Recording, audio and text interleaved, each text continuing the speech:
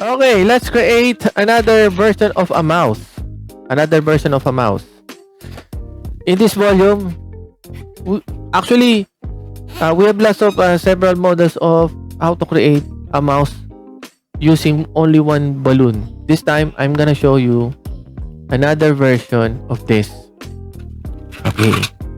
So first things first, inflate a balloon like this. Leave a 3 inches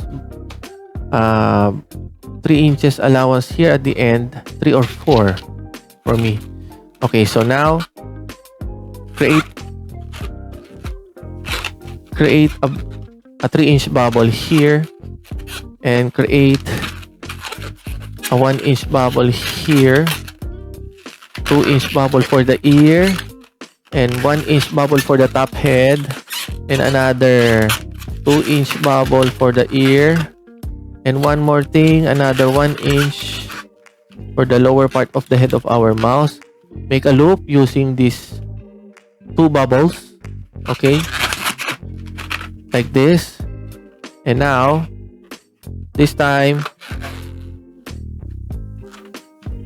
twist this. Put this mouth of our mouse here through this loop. Create above a teddy bear twist here. For the ears of our mouse, like this. And another teddy bear twist here.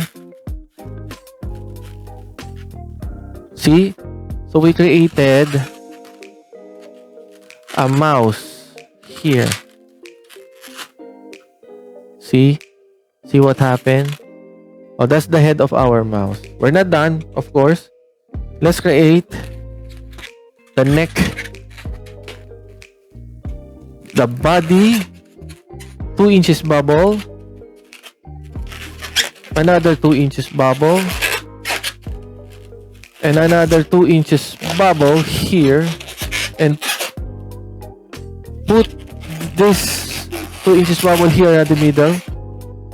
Okay, and of course we leave an extra allowance here, will serve as the feet of our mouse.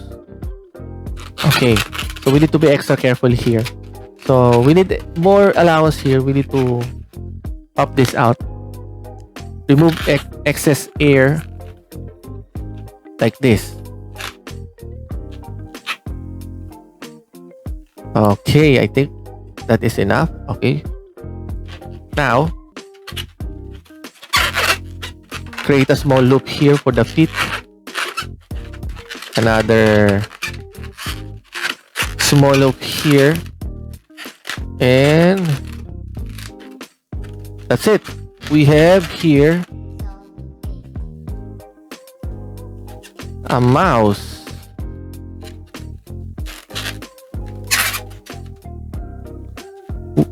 with a small or tiny tail. That's it. Another version of a mouse. Okay, where's the cheese? Where's the cheese? Mouse, have fun.